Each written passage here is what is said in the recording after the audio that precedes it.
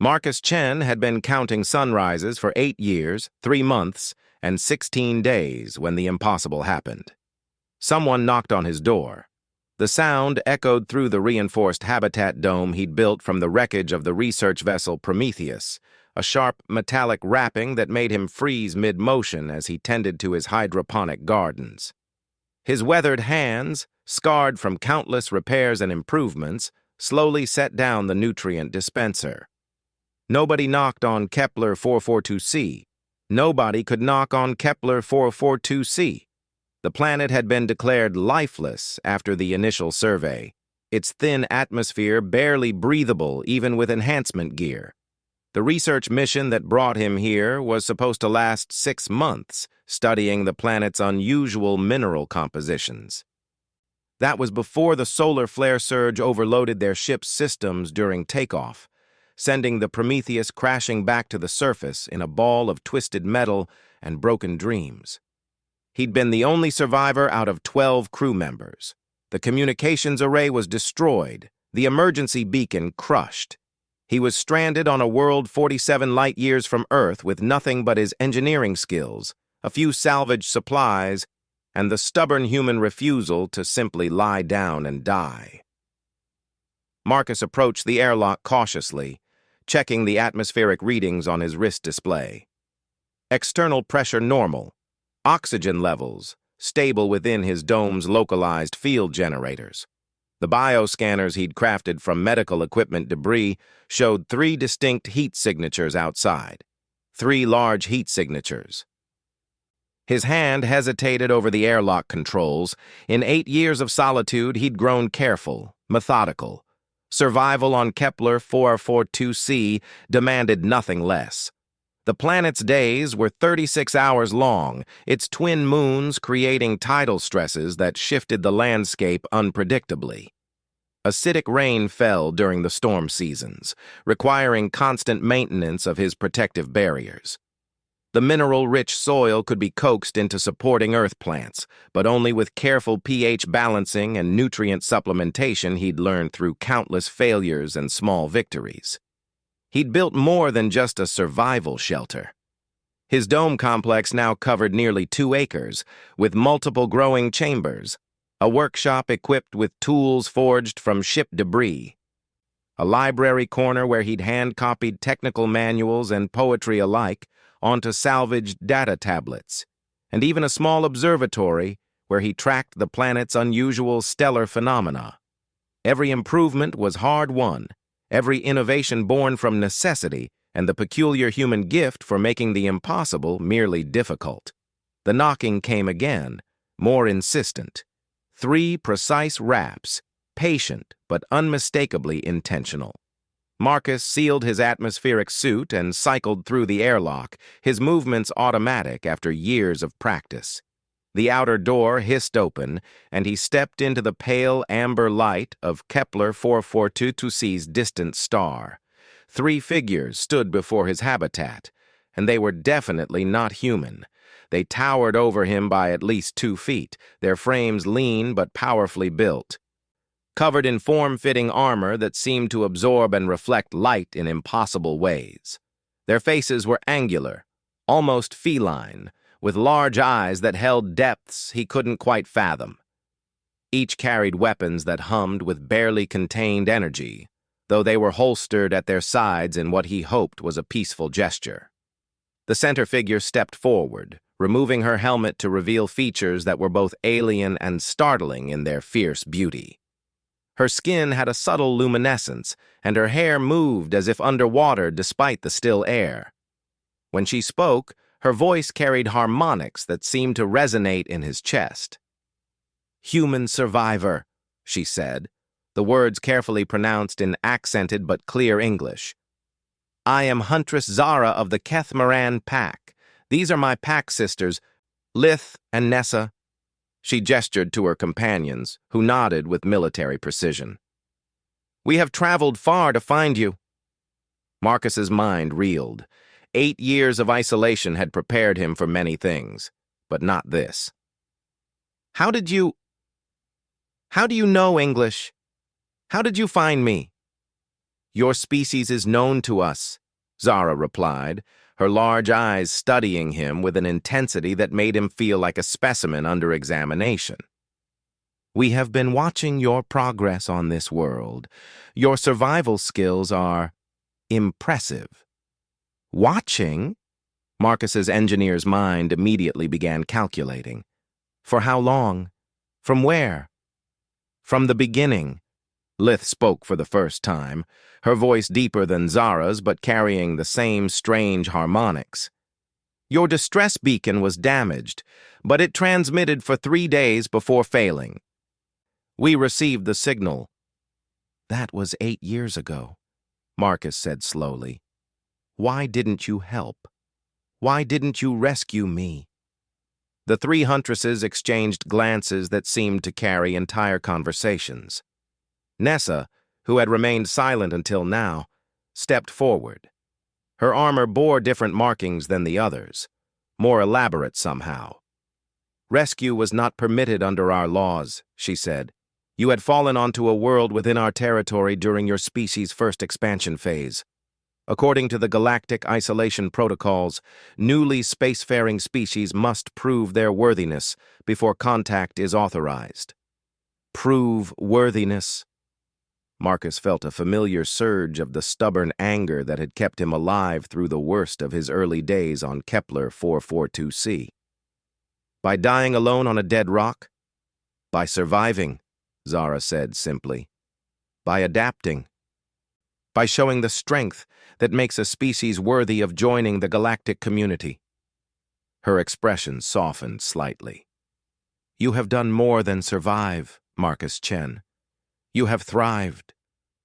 The use of his name struck him silent.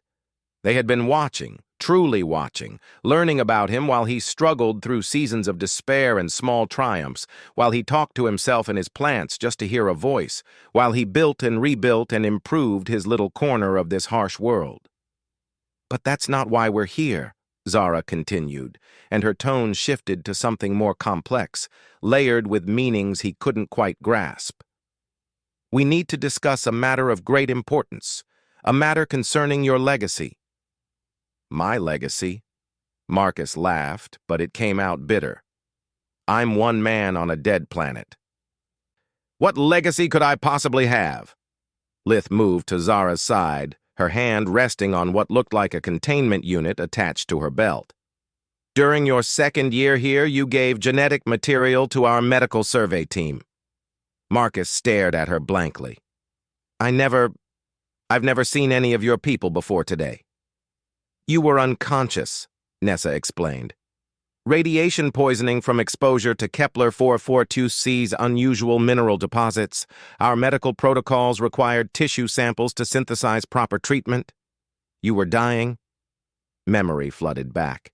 Those dark weeks early in his 2nd year when he'd pushed too hard exploring the mineral caves, when fever and nausea had nearly claimed him despite all his preparations. He'd awakened weak but alive, attributing his recovery to his own medical supplies and sheer luck. You saved my life, he said quietly. Yes, Zara confirmed. But that genetic material, it was deemed too valuable to discard. Your adaptations to this world, your survival capabilities, your mental resilience, these traits were incorporated into our genetic archives. Incorporated how? Marcus asked, though a cold certainty was already forming in his mind. Zara's expression became unreadable. In our culture, genetic material from proven survivors is used to enhance our offspring. It is considered a great honor, reserved only for those who have demonstrated exceptional worthiness.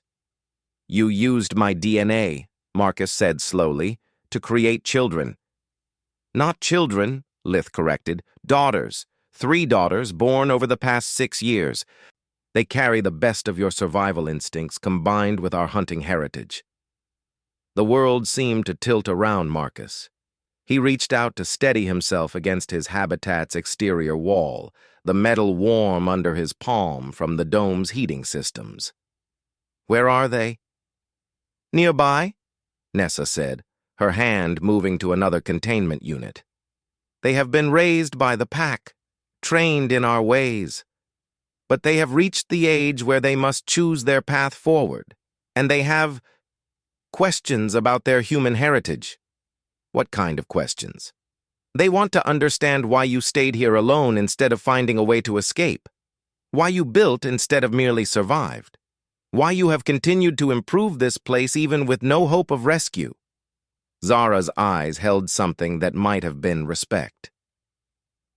They want to understand what makes humans different. Marcus looked around at his domain. The carefully tended gardens visible through transparent panels, the workshop where he'd crafted tools and art with equal care, the small memorial he'd built for his lost crewmates. 8 years of his life had gone into making this harsh place into something resembling home. And what did you tell them? That they would have to ask you themselves, Zara replied. We have come to formally request that you meet your daughters and consider their petition. What petition? They wish to stay here, Lith said. With you, to learn the human way of survival, of building, of making a life, rather than simply existing. The implications crashed over Marcus like one of Kepler 442c's acid storms. 3 daughters, half human, half alien children who shared his genes and apparently his stubborn refusal to simply accept their circumstances. Children who wanted to learn from him. This is against our customs, Nessa added, her tone formal but not hostile. Young huntresses are expected to join the pack, to follow traditional paths. But these 3, they are different. They question everything, build things with their hands, show mercy to prey that fights well. They are too human for easy integration into Kethmaran society. So you're here to... what? Drop them off? Marcus's voice carried an edge. 8 years of solitude had not dulled his protective instincts. If anything, they had sharpened them. To offer you a choice, Zara said carefully. The Pack Council has debated this for months. Normally, genetic offspring belong to the donor species culture once they reach maturity. But your daughters exist in a space between worlds, too human for us, too alien for your people, should you ever return to them. They could stay with the pack, Lith continued, but they would always be outsiders, their hybrid nature marking them as different. Or they could stay here, Marcus finished, on a dead planet with a man who's been alone for 8 years. A planet that is no longer dead, Nessa observed. You have brought life to this place. Your food gardens, your atmospheric processors, the small ecosystem you've created around your habitat. You have proven that humans don't just survive, they transform. Marcus was quiet for a long moment, processing the enormity of what they were telling him. Somewhere nearby were 3 young women who shared his DNA, who had inherited not just his genetics but apparently his contrary human nature, his refusal to accept limitations. What are they like? He asked finally. Zara's expression softened into what might have been a smile. Stubborn, curious, brave to the point of foolishness. They build things constantly, weapons, tools, shelters, art. They question orders and challenge traditions. They show compassion for the weak and fierce loyalty to those they protect. They sound human, Marcus said quietly. Yes, Lith agreed. Too human for their own good, according to the pack elders. But perhaps that's exactly what this world needs. Marcus looked out across his domain once more, seeing it now through different eyes. Not just a monument to human stubbornness, but potentially a home for daughters he'd never known existed. A place where human and alien traits could blend into something new. I want to meet them, he said finally. But I need to understand. What exactly are you asking me to do? Become a father to 3 children I've never met? Teach them to survive on a world that's trying to kill them every day? We're asking you to do what humans do best, Zara replied. Adapt, improvise, build something impossible and make it work. She paused, studying his face. Your daughters have heard stories of human resilience, human creativity, human refusal to surrender. They want to learn these things, but learning requires a teacher. And if I say no? Then they return to the pack and follow traditional paths regardless of their nature, Nessa said. But the offer will not come again. This is their one chance to choose a different future. Marcus Chen had survived 8 years, 3 months, and 16 days on a lifeless planet by making impossible choices and living with their consequences. Now he faced perhaps the most impossible choice of all, becoming a father to daughters who existed because of his DNA, but whom he'd never known, teaching them to be human in ways he was still figuring out himself. But as he stood there in the amber light of an alien star, surrounded by the evidence of his own refusal to simply give up, he realized the choice had already been made. 8 years ago, when he'd first decided to build rather than merely survive, he'd been preparing for this moment without knowing it. I want to meet them, he said again, his voice stronger now. When? Now, Zara said, and gestured toward the ridge beyond his habitat complex. They have been waiting to see if you would agree to the meeting. 3 figures appeared on the ridgeline, smaller than the huntresses, but moving with the same controlled grace. Even at a distance, Marcus could see they carried themselves differently than their alien mothers. More restless, more curious, their heads turning to take in every detail of his constructed environment. His daughters, half-human children born of necessity and alien custom, raised by warriors but carrying his stubborn human DNA. As they began walking down toward his habitat, Marcus Chen prepared to discover what kind of father a man could become when parenthood arrived 8 years late and 47 light years from home. The knock on his door had changed everything. Now he would find out whether the human gift for adaptation extended to the strangest family reunion in galactic history. As the 3 figures descended the ridge, Marcus found himself unconsciously checking his habitat's systems, his engineer's mind automatically cataloging what needed to be secured or improved. 8 years of solitude had made him meticulous about maintenance, but now he was seeing his domain through different eyes, not just as a survival shelter, but as a potential home for a family he'd never imagined having. The eldest daughter reached them first, and Marcus felt his breath catch. She was tall like her alien mothers, but her movements carried a distinctly human restlessness, a constant shifting and observing that reminded him painfully of his younger sister back on Earth. Her hair was dark like his own, but moved with that same underwater quality he'd noticed in Zara's. Her eyes, though larger than human standard, held an unmistakably human curiosity. You're smaller than I expected, she said without preamble, her voice carrying the same harmonic undertones as the huntresses, but pitched higher, more musical. The stories made you sound larger. Marcus blinked, then found himself smiling for the first time in months. What stories? About how you fought the cave serpents with nothing but improvised explosives. About how you redirected the acid rivers to create irrigation channels. About how you built a home from the bones of your dead ship. She tilted her head, studying him with intense focus. I'm Kira, your first daughter. The casual way she claimed that relationship hit him harder than he'd expected. Kira, he repeated, testing the name. That's a beautiful name. I chose it myself, she said matter-of-factly. When I learned about human naming customs, the pack gave me a hunting designation, but I wanted something that was mine. The second daughter joined them, moving with more deliberate care. She was shorter than Kira, but built more solidly, her hands already reaching out to touch the metal plating of his habitat wall. The construction is fascinating, she said, running her fingers along the welded seams. These joints... You created your own alloy blend, didn't you? I had to, Marcus replied, watching her examine his work with the same intensity he brought to his own projects. The available metals weren't suitable for the atmospheric conditions here.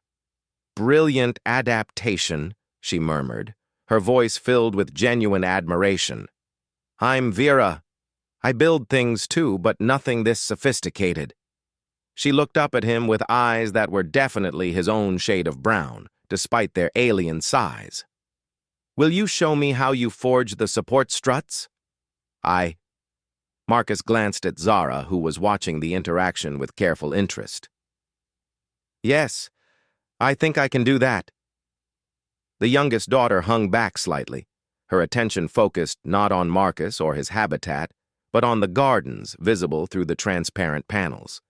She was the smallest of the three, but Marcus could see a familiar intensity in the way she studied the growing plants, cataloging and analyzing. "The hydroponics setup is completely wrong," she announced suddenly, causing everyone to turn toward her. "Not wrong," she corrected quickly, "but inefficient. The nutrient distribution could be improved by at least 30% with better flow regulation." Marcus felt his eyebrows rise. "How could you possibly know that from here?" "I can see the growth patterns," she said, as if it were obvious. "The plants near the distribution nodes are healthier than those at the endpoints. Classic flow differential problem." She finally looked at him directly, and he saw his own analytical nature reflected in her alien features. "I'm Sage. I'm good with growing things." "She's being modest," Kira interjected with obvious sisterly pride. "Sage can make anything grow anywhere. She created a food garden in the Pax desert training grounds using nothing but recycled water and ground bone meal." "That doesn't sound modest at all," Marcus said, genuine admiration in his voice. "That sounds like excellent applied biology." Sage ducked her head, but he caught the pleased expression that flickered across her features. "So," he said, looking at all three of his daughters, "you want to stay here, on a planet that tries to kill everything that lives on it with a man you've never met, learning skills that your pack thinks are worthless." "Not worthless," Vera corrected. "Dangerous. The pack believes that building permanent settlements makes warriors soft. That comfort breeds weakness." "And what do you think?" "I think," Kira said, her voice carrying an edge of defiance that Marcus recognized from his own mirror, "that strength comes from adapting to your environment instead of just enduring it. That there's no honor in struggling if you can eliminate the struggle through intelligence and effort." "Very human perspective," Lith observed from where the huntresses had been silently watching. "Yes," Sage added quietly. "That's the problem. We think like humans, but we were raised as Kethmoran. We don't fit anywhere." Marcus felt something twist in his chest at the pain in her voice. He'd known loneliness, but he'd never known the particular agony of belonging nowhere, of being caught between worlds with no clear identity. "Well," he said slowly, "humans have a long tradition of making places for people who don't fit anywhere else." He gestured toward his habitat complex. "This whole place is proof that humans refuse to accept impossible as a permanent condition." "You'll really teach us?" Vera asked, hope clear in her voice despite her attempt to sound casual. "I'll teach you what I can," Marcus replied. "But you should understand what you're asking for. Life here isn't just hard. It's dangerous in ways that will test everything you think you know about survival." As if summoned by his words, a low rumble echoed across the landscape. In the distance, one of Kepler 442c's thermal vents was beginning an eruption cycle, sending a tower of superheated steam into the amber sky. "Thermal event," Marcus said automatically, his body already moving toward the habitat's control panel. "We need to secure the atmospheric processors and check the foundation dampeners." He expected his daughters to step back, to let the adults handle the crisis. Instead, they moved with him, Vera immediately heading for what looked like secondary controls, Kira scanning the horizon with obvious tactical assessment, and Sage ducking inside the habitat to check on the gardens. "Pressure wave in approximately 4 minutes," Kira called out, her voice carrying the same calm precision Marcus used in emergencies. Atmospheric disturbance will peak at 6 minutes, then cycle down over the next hour. How do you know that? Marcus asked, even as he worked to secure the habitat's external systems. I've been watching your world for 3 years, she replied matter-of-factly. Learning the patterns, your thermal events follow predictable cycles based on tidal stress and underground pressure buildup. Marcus paused in his work, staring at her. You've been studying my planet? Of course, Vera called from where she was helping to secure loose equipment. We couldn't come here without understanding it first. That would be stupid. Sage has been growing test crops that could adapt to the soil conditions, Kira continued. Vera's been designing improvements to your habitat structure. I've been mapping the safest expansion routes for when your settlement grows larger. When it grows larger? Marcus echoed. You'll need more space eventually, Sage said, emerging from the habitat with soil samples. The hydroponic yields I observed can support maybe 6 people maximum. For a proper family settlement, you'll need expanded growing areas and better resource cycling. Marcus felt something settle in his chest. A warmth he hadn't experienced since his crewmates died 8 years ago. These weren't just children looking for a place to belong. They were planners, engineers, scientists in their own right. They'd been preparing for this, thinking ahead, approaching the problem of building a life here with the same methodical care he'd learned to apply to survival. You're serious about this, he said, about staying, about learning, about building something here. We're serious about having a place where we can be ourselves, Vera said simply. Where being too curious or too stubborn or too interested in building things is considered an asset instead of a character flaw. The pressure wave from the thermal event swept over them, a subtle tremor that made the ground vibrate and sent ripples through the transparent panels of the habitat. Marcus's systems held perfectly, the result of 8 years of constant improvement and adaptation. Your father builds well, Nessa observed to the daughters, approval clear in her voice. Our father? Kira corrected gently but firmly. And yes, he does. We want to learn to build just as well. Marcus looked at the 3 huntresses who had raised these remarkable young women. What happens now? Do you just leave them here? That is their choice, Zara replied. And yours. If you accept them as your daughters, they become your responsibility. We will have no further claim on them. But if they choose to return with us now, Lythe added, they will remain Kethmoran forever. They cannot change their minds later and expect welcome in the pack. Marcus saw the weight of the decision in his daughters' faces. They were choosing not just a parent or a place to live, but an entire identity, an entire future. The pressure of that responsibility settled on his shoulders like the gravity of an alien world. Before you decide, he said carefully, you should know what you're really choosing. Life here means constant work, constant vigilance, constant problem-solving.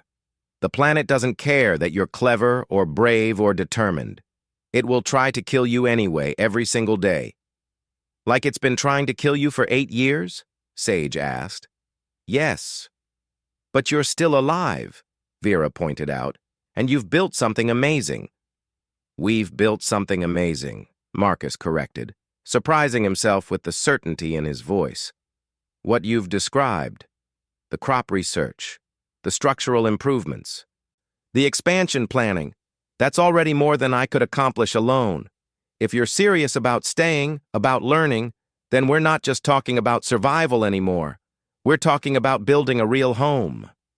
A human home, Kira added, where being different is just another problem to solve instead of something to be ashamed of. Marcus looked around at his little domain, seeing it now through the eyes of possibility rather than mere survival. With help, with family, with minds as curious and stubborn as his own, this could become something more than a monument to human persistence. It could become proof of human potential. Then welcome home, he said quietly. Daughters. The word felt strange on his tongue, but not wrong. Nothing about this situation should have felt right. Alien children, impossible circumstances, a family formed from necessity and choice rather than blood and time. But as he watched Vera already planning improvements to his workshop, Sage collecting soil samples for expanded growing areas, and Kira mapping defensive positions with the tactical eye of a born protector, Marcus Chen realized that family had always been less about biology and more about the choice to build something together. The huntresses prepared to leave with the same efficient grace they'd shown in arriving.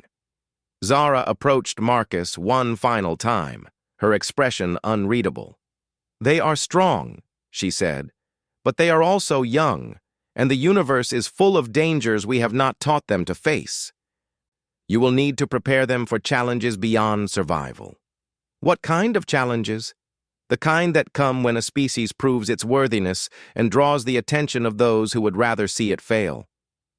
Zara's eyes held depths that spoke of experience with threats Marcus couldn't imagine. "Your daughters carry genes from two species now. That makes them valuable, and value always attracts predators." Marcus felt his protective instincts sharpen into something harder, more focused. "Are you saying we're in danger?" "I'm saying that proving human worth was only the beginning. Now you must prove that humans can protect what they build, especially when what they've built includes the future of more than one species." With that cryptic warning, the huntresses departed, disappearing into the amber twilight as silently as they'd arrived. Marcus stood with his new family, watching them go, already planning the modifications they'd need to make to accommodate 3 growing young women and the unknown challenges that lay ahead. "So," Sage said practically, "where do we sleep?" Marcus smiled, the expression feeling rusty but genuine. "I guess we start with building you proper quarters, and then we expand the gardens, and then—" He looked at his daughters. These impossible gifts born of alien custom and human stubbornness. "Then we figure out how to be a family 47 light years from anywhere." "Sounds like a typical human project," Vera observed with satisfaction. "Impossible until someone does it anyway." As the first of Kepler 442c's twin moons rose over their small settlement, Marcus Chen began planning the next phase of his survival, not just as a man alone against a hostile world, but as a father responsible for teaching 3 remarkable young women how to be human in ways he was still learning himself. 2 years after the huntresses departed, Marcus Chen stood on the observation deck of his expanded habitat complex, watching his daughters work in the morning light of Kepler 442c's distant star. The settlement had grown far beyond his original survival shelter. Multiple interconnected domes housing workshops, expanded gardens, a proper laboratory, and living quarters that actually felt like home rather than mere survival bunkers. Vera had redesigned the entire structural system, creating a modular framework that could expand organically as their needs grew. Her workshops produced tools and components with precision that would have impressed engineers back on Earth, all crafted from refined local materials and salvaged ship components. Sage's agricultural innovations had transformed the harsh landscape around their settlement into something approaching an oasis. She'd developed hybrid crops that thrived in Kepler 442c's unusual soil, created closed-loop water systems that recycled every precious drop, and even established small groves of earth trees that somehow flourished in the alien environment.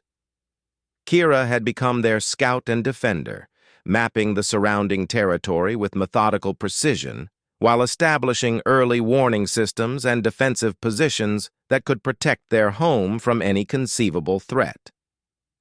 Her tactical mind combined human creativity with alien hunting instincts in ways that frequently surprised even Marcus. They were no longer just surviving. They were thriving, building something that could legitimately be called a colony rather than a shelter. More importantly, they had become a family in the truest sense. Not just people who shared living space, but individuals who had chosen to build something together, to protect each other, to grow stronger as a unit than any of them could be alone, which made the morning alarm all the more jarring when it shattered the peaceful routine of their daily work. Marcus was in the communications center, a room that had grown from his original jury-rigged equipment into a sophisticated monitoring station capable of tracking everything from atmospheric conditions to orbital movements, when the proximity sensors began screaming warnings. "Contact!" Kira's voice crackled through the comm system from her position on the perimeter. "Multiple vessels, approaching fast from the outer system. Configuration unknown. But they're big, and they're not bothering with stealth." Marcus's hands moved automatically across the control panels, bringing up displays and sensor readings. His heart sank as the data populated. 6 ships, each easily 10 times the size of the research vessel that had originally brought him to this world. They moved with the precise coordination of a military formation, and they were heading straight for the settlement. "Vera Sage, get to the communications center now," Marcus ordered through the intercom. "Emergency protocols." His daughters had learned human emergency procedures well.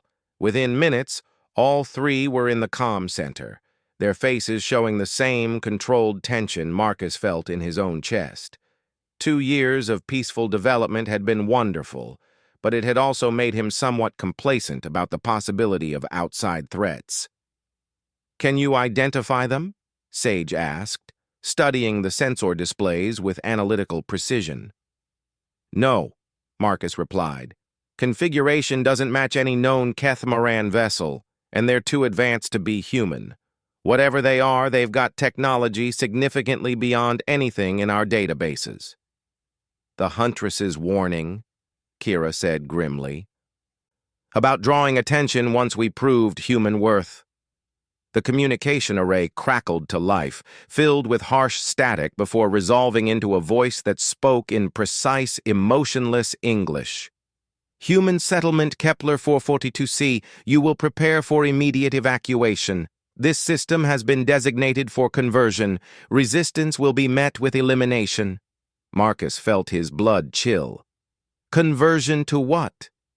"You have 1 standard hour to prepare for transport," the voice continued. "Bring only essential personal items. Your settlement infrastructure will be repurposed." "Like hell," Vera said quietly, her voice carrying the same stubborn defiance Marcus had come to associate with his own mirror. Marcus activated the transmitter. "This is Marcus Chen, administrator of the Kepler 442c settlement. By what authority are you ordering our evacuation?" "By right of hegemony expansion law. This world has been selected for industrial development. Existing inhabitants will be relocated to designated population centers."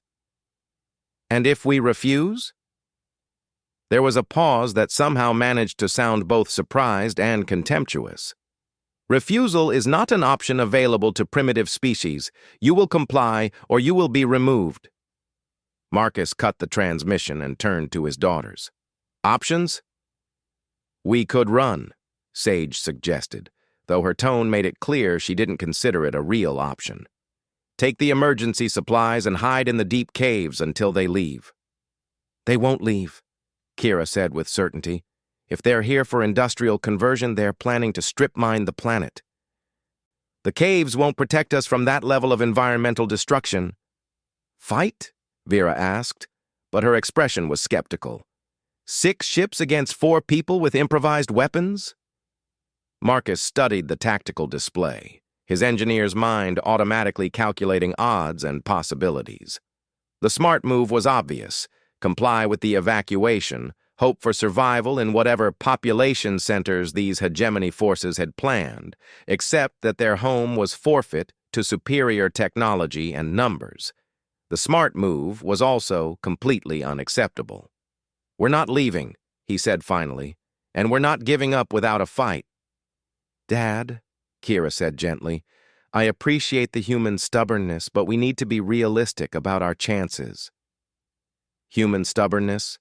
Marcus repeated slowly, an idea beginning to form. "That's exactly what we need." He turned to face his daughters, seeing not just the children he'd come to love, but the remarkable individuals they'd become.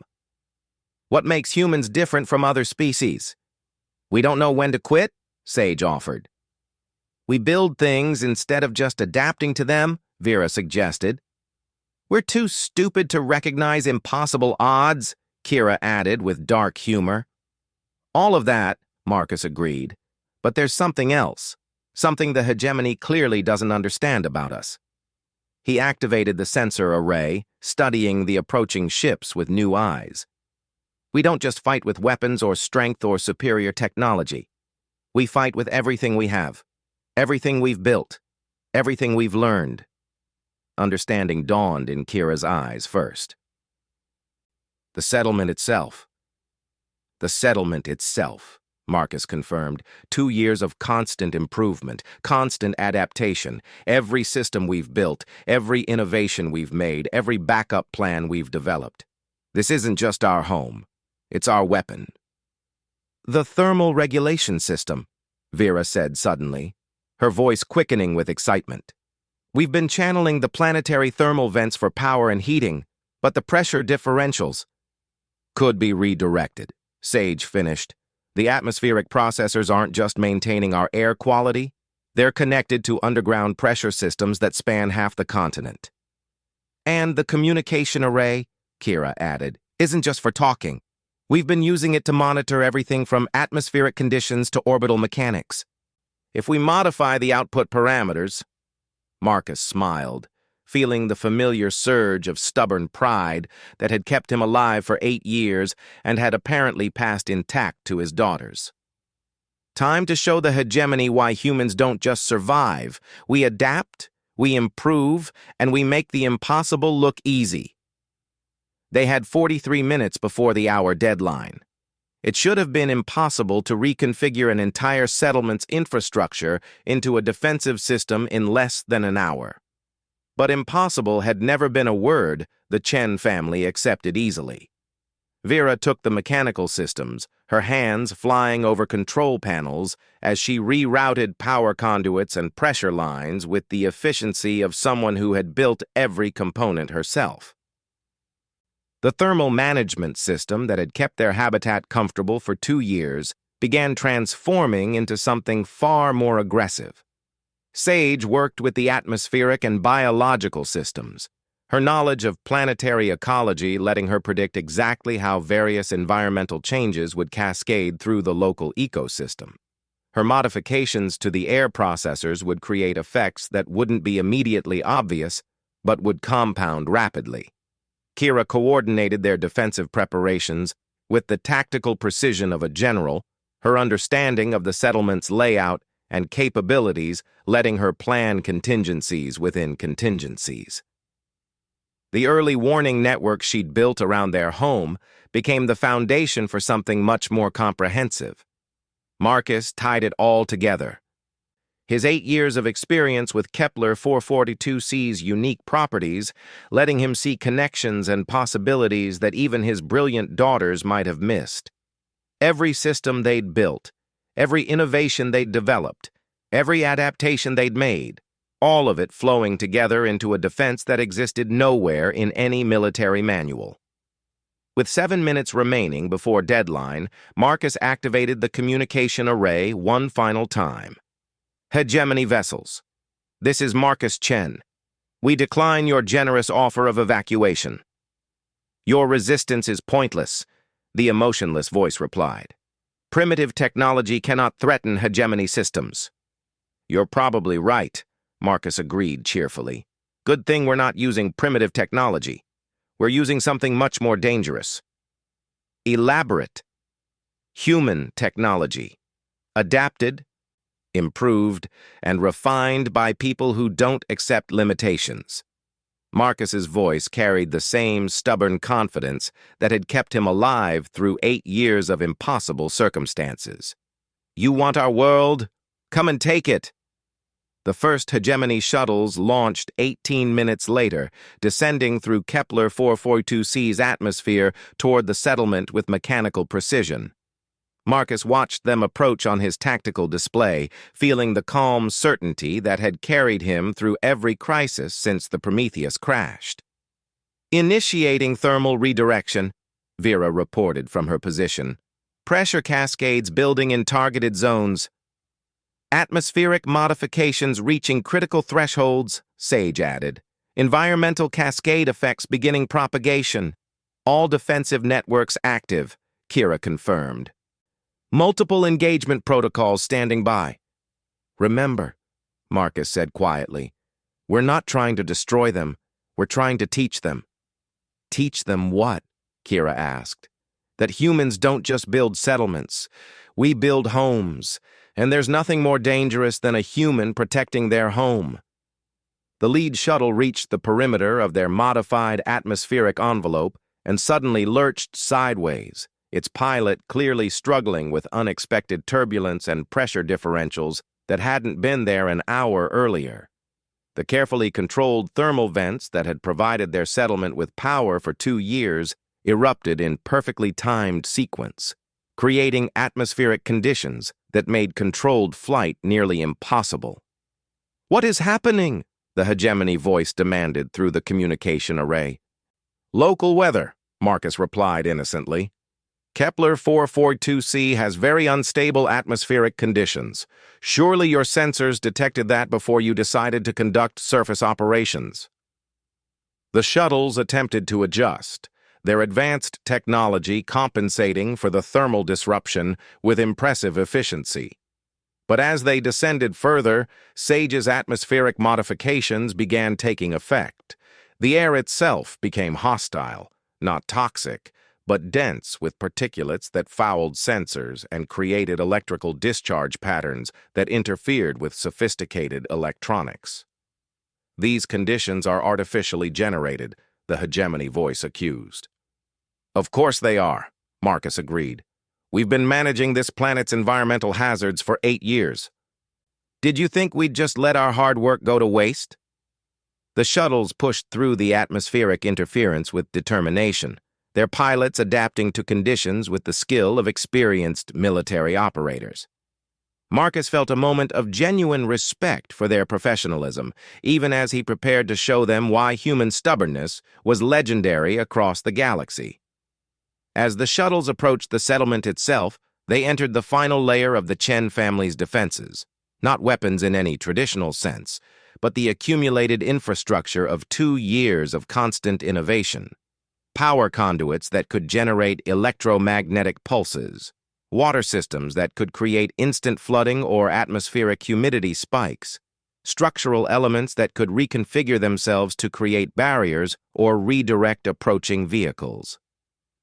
The lead shuttle touched down in what appeared to be a clear landing zone, only to discover that the ground itself was undermined by a network of pressure release systems that turned solid Earth into unstable quicksand at the touch of a button.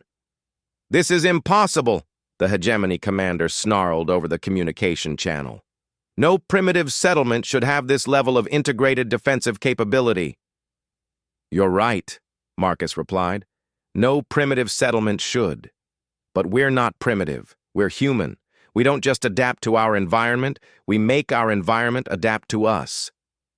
The hegemony forces regrouped, their advanced technology eventually overcoming each defensive layer through superior firepower and stubborn persistence.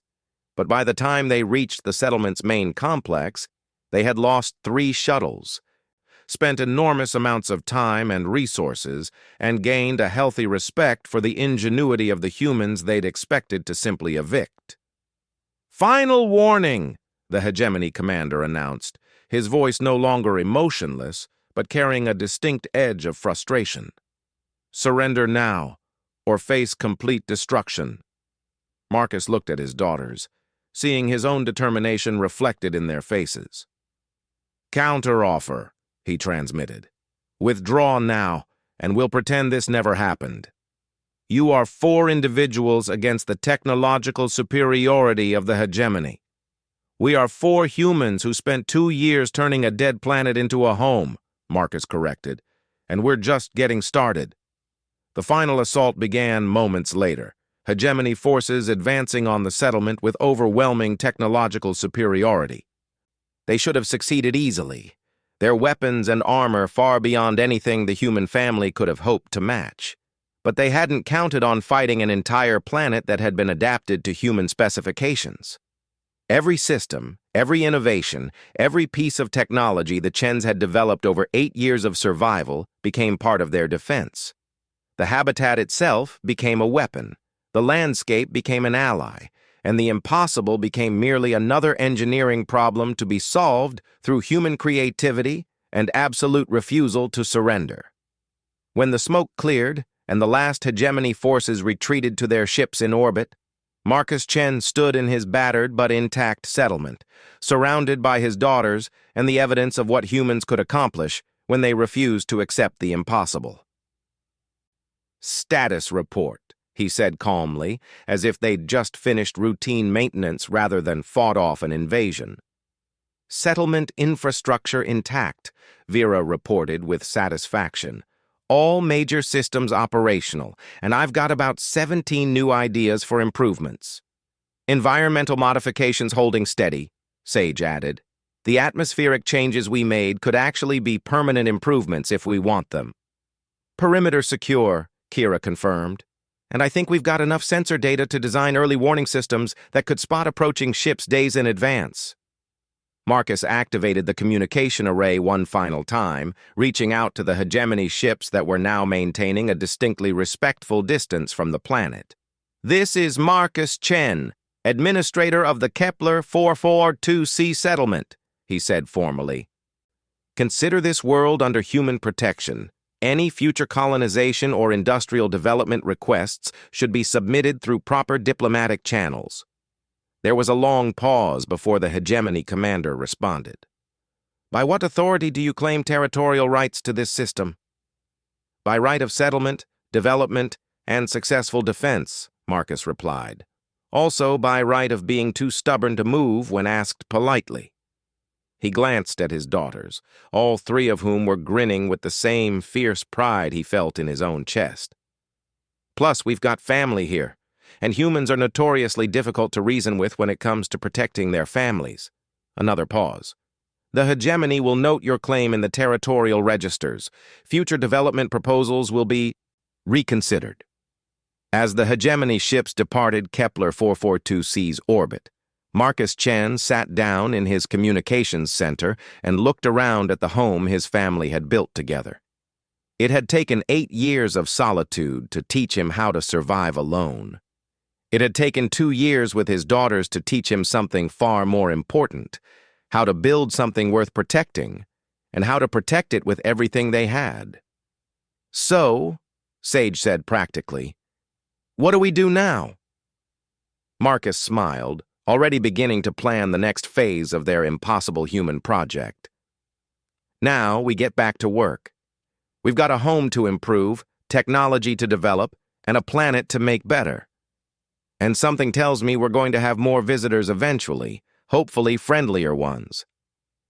"More daughters?" Kira asked hopefully. "Maybe," Marcus said. "Or maybe other humans looking for a place where being too curious or too stubborn is considered an asset instead of a character flaw." As the sun set over their small settlement on Kepler 442c, the Chen family began planning their next improvements. They had proven that humans could not only survive, but thrive in impossible circumstances. Now they would prove something even more important, that home wasn't just a place you defended, but a place you built strong enough to welcome others who needed the same fierce protection and stubborn love that had made 4 impossible people into an unbreakable family. The galaxy was vast and full of wonders, but somewhere in a small settlement on a previously lifeless world. The human gift for turning the impossible into merely difficult was creating something that had never existed before. A truly human home among the stars, built by a family that refused to accept any limitations except the ones they chose for themselves.